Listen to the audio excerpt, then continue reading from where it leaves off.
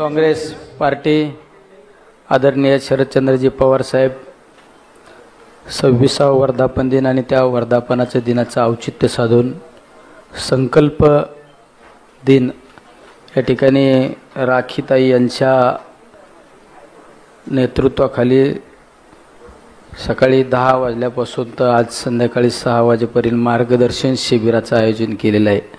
त्या शिबिराच्या समारोपाच्या कार्यक्रमासाठी आदरणीय आपलं सर्वांचं दैवत आपलं सर्वांचं काळीज आदरणीय पवार साहेब व्यासपीठावरील सर्वच मान्यवर आज सकाळी 10 वाजता शुभारंभ जयंत पाटील साहेबांच्या उपस्थितीमध्ये या ठिकाणी झालेला आहे। खऱ्या अर्थाने कार्यकर्त्यांना मार्गदर्शन करण्यापेक्षा कार्यकर्त्यांनी आता कृतिशील झालं पाहिजे। आता बऱ्याच वेळा कार्यकर्ता फक्त चौकात बसल्यानंतर उपदेश करतो, आपण हे केलं पाहिजे ते केलं पाहिजे। कार्यकर्ता हा ग्रास रूटला जाऊन काम करणारा कार्यकर्ता पाहिजे आणि कार्यकर्त्यांनी कृतिशीलपणे काम केलं पाहिजे। आणि बऱ्याच वेळा एखादं संकट आल्यानंतर त्या संकटाकडे संधी म्हणून पाहिलं पाहिजे आणि त्या संकटाचा फायदा निश्चितपणे आपण चांगल्या पद्धतीने करून दिला पाहिजे। आज येणाऱ्या कालखंडामध्ये महानगरपालिकेची निवडणूक, या महानगरपालिकेच्या निवडणुकीमध्ये आपण बऱ्याच वेळा कागदावर गणित मांडत असतो की असं झालं तर तसं होईल, तसं झालं तर असं होईल। पण गणित कसं मांडण्यापेक्षा गणित आपल्याच भोवती फिरलं पाहिजे आणि असं काम आपण सगळ्यात महत्त्वाचं केलं पाहिजे। गणित समोरच्याला गणित मांडण्याची आपण त्या ठिकाणी प्लॅनिंग केलं पाहिजे।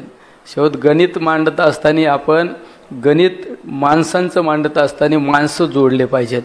आता बऱ्याच वेळा आपण कार्यकर्ता फक्त कुठंतरी व्यासपीठावर यायचं आणि व्यासपीठावर आल्यानंतर फक्त भाषणबाजी करायचं आणि नंतर खाली उतरल्यानंतर शेजारच्या कार्यकर्त्याला सुद्धा नमस्कार घालीत नाही।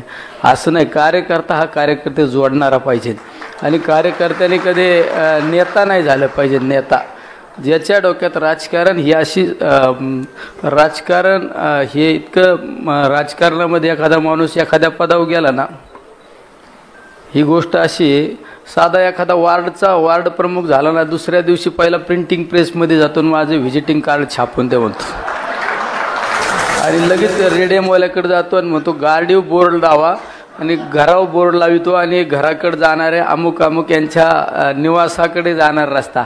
अरे हे रस्ते दाखवण्यापेक्षा कार्ड छापण्यापेक्षा तुम्ही असं काही काम करा ना, तुमच्या कामामुळे त्या पदाची उंची वाढली पाहिजे, असं काहीतरी काम करा। आता तुम्ही लय गाडीवर मोठमोठाले सिम्बॉल लावले, लय मोठमोठाले बॅनर लावले, कार्यकर्ता तयार होत नाही। आता आपल्याकडे पण बऱ्याच कार्यकर्त्यांना सवय असती फक्त आपला एखादा सण आला का मोठमोठाले होल्डिंग लावायची। अरे पण तुझी मदत शेजाऱ्याला सुद्धा मदत नाही ना, होल्डिंग लावलं म्हणजे नेता होत नाही। पण हे व्यासपीठावर बसणाऱ्यांना सगळ्यांना माहीत असं कोण होल्डिंगवरला कार्यकर्ता आहे आणि कोण जाऊन त्या ठिकाणी ग्रास रूटला जाऊन काम करणारा कोण कार्यकर्ता आहे। त्यामुळं माणसाने राजकारणामध्ये नेता नाही झाला पाहिजे। मी तर बऱ्याच वेळा आमच्या भागात सांगत असतो, एखादा गुराकडे जाणारा सुद्धा ग्रामपंचायत सदस्य झाला ना, दुसऱ्या दिवशी कपडे ड्राय क्लिनिंगला असतात, मोबाईल लगेच आयफोन, ते सुद्धा ओके थँक्यू। लोकांचं याच्या जरा डोक्यात हवा गेलेली, याला जरा खाली घ्या।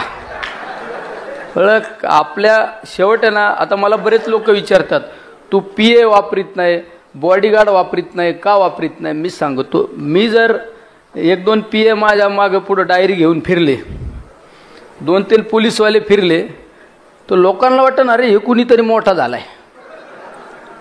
लोकांना असं वाटलं पाहिजे ना हे आपल्यातलाच आहे, याच्या गळ्यात हात जाऊन हात घाला, आपल्यातलाच आहे, याच्या गळ्यात हात घालून जावा आणि याला आपले दुःख सांगा, याला आपल्या अडचणी सांगा। आणि ज्यावेळेस लोकांना आपलं पण वाटतं ना, त्यावेळेस खऱ्या अर्थाने ग्राउंडवर काय चाललंय आणि कार्यकर्ता जोडला जाईल। कार्यकर्त्याला कधी पण नेता हा आपला वाटला पाहिजे, त्यासाठी नेत्याने तेवढ्या आपलपणाची वागणूक ठेवली पाहिजे। आता बऱ्याच वेळा कार्यकर्त्यांच्या डोक्यात एक वेगळी हवा जाते राजकारणामध्ये, जर ती हवा आपली गेली नाही पाहिजे, हे सगळ्यात महत्त्वाचं आहे।